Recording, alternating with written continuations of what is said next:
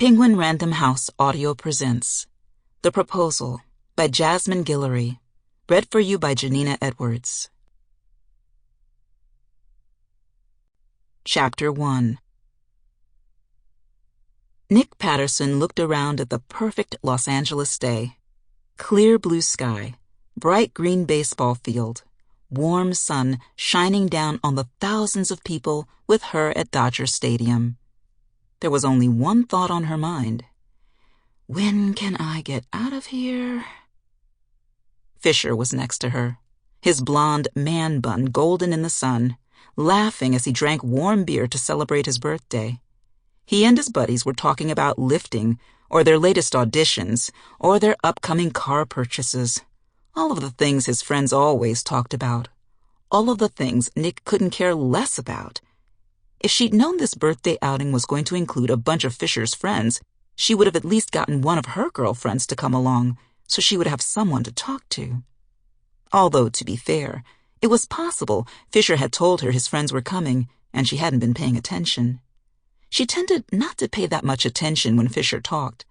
But then, she hadn't been dating him for the past 5 months for his conversational skills. Nick looked back up at the scoreboard and sighed. It was still only the 5th inning. She probably had at least an hour, maybe an hour and a half more of this. She didn't have anything against baseball exactly. It was just that she'd rather be spending this beautiful spring day at home with her laptop and a glass of bourbon on the rocks than outside at a baseball stadium with a warm beer. But when the hot dude you were sleeping with wanted to go to a Dodgers game for his birthday, you sucked it up and went along with him and his bros. She sighed again and reached for her phone. Maybe she could get some work done as she sat there. Just as she was starting to make some actual progress on a draft of an article, Fisher nudged her hard. "Nick, put your phone down. You can't miss this." He threw his arm around her and kissed her on the cheek. She pressed save and tucked her phone back in her pocket. His favorite baseball player must be coming out to bat or something. She looked down at the field, but nothing was going on there. She followed Fisher's pointed finger and looked up at the scoreboard, just in time to see on the screen, "Nicole, I love you. Will you marry me? Fisher." She turned to Fisher, her mouth wide open. What the hell is going on? To her horror, he dropped down onto one knee on top of the peanut shells that carpeted the concrete, dangerously close to the puddle of spilled beer. Oh, God. He had a ring box in his hand. "Nicole." He tucked a strand of hair behind his ear and opened the ring box. She averted her eyes. "Will you make me the happiest man in the world?" Was she asleep? This definitely felt like a nightmare. They'd only been dating for 5 months. That he loved her was news to her. He'd certainly never said that before. But a proposal? He didn't even know how to spell her name. She tried to put on a smile, but she'd never had the best poker face, except, strangely, when she was actually playing poker. Not even his best friends would call Fisher perceptive, but even he could tell something was off with his happy moment. "Nick, did you hear me? You're just standing there. You haven't even put the ring on." "I don't." She cleared her throat and tried to talk in a low voice so the whole damn stadium couldn't tell what was going on. "It's just that we've never discussed this. We aren't really in a place to... I just wish you'd brought this up before now." "Are you saying no?" He was still on one knee, good God. "I'm saying this isn't really the place to have this conversation." He just stared at her, wide-eyed. "Are you saying no?" he repeated. She took a deep breath. "I'm trying not to say that out loud so everyone can hear me." She was still hoping this was some sort of a joke, that any minute he would reveal this was for a commercial or a reality show or something, and they would all laugh and go back to not paying attention to the game. "Come on, Nick," Fisher said. Why wouldn't he stand up? "We're great together. Live a little. Give us a shot." Live a little? Was he approaching marriage like he would a spontaneous trip to Palm Springs for the weekend? Fisher, don't do this.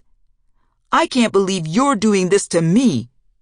He snapped the ring box closed, stood up and tossed his head. The head toss didn't work as well when his hair was in the bun. Rejecting me in public on my birthday? What kind of a person are you? He stormed off and ran up the stadium stairs. So she guessed this wasn't a joke then. She looked at his bros, and his bros looked at her. They shook their heads like they were disappointed in her, turned and filed out of the row after him. Which left Nick alone to face the 45,000 pairs of eyes on her. Carlos nudged his sister Angela as the blonde dude and his bros stalked up the stairs and out of the stadium. Now I know what to tell your boyfriend not to do. Angela rolled her eyes. Nice try, but I don't have a boyfriend. Damn. She consistently refused to let him meet guys she was dating, so he was reduced to trying to trick her into admitting she had a boyfriend. Either he never managed to catch her off guard enough to admit it, or she'd never had a boyfriend since he started trying this. He was betting on the former. Granted, he never told Angie anything about the women he went out with either, but that was different.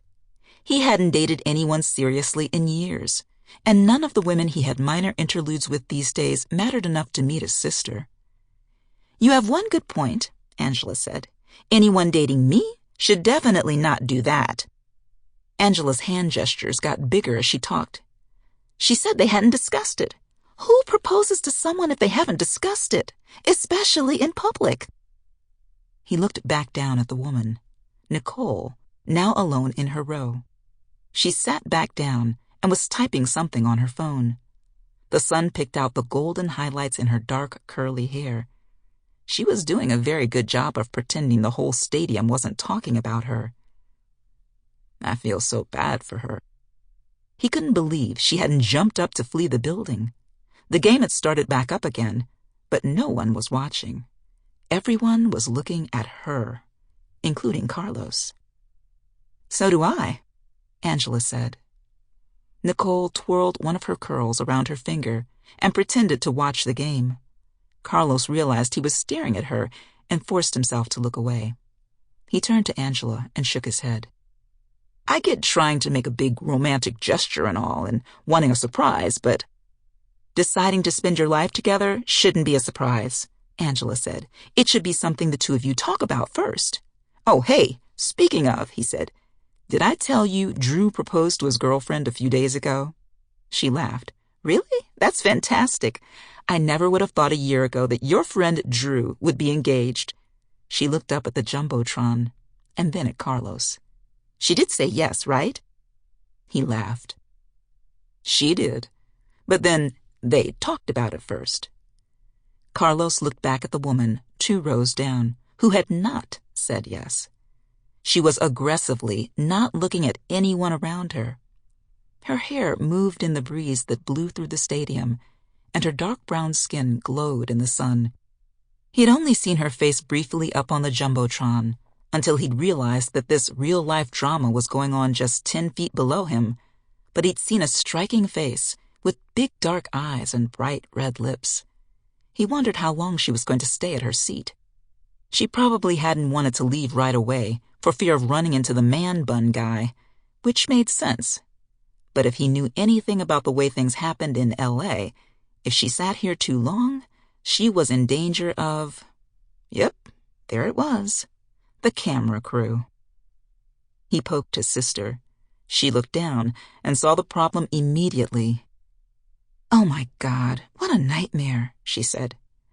We've got to save her, he said. How do you propose to do that? Pun not intended. Follow my lead. He stood up and made his way out of their row, Angie right behind him. He walked down the wide stadium stairs, his eyes on the field. When he got 2 rows down, he paused and glanced to the side. I hope this works, he thought, before he went in. Nicole, it is you, he said, loud enough that not only she and the entire camera crew heard, but also the other rows around them all. Sample complete. Ready to continue?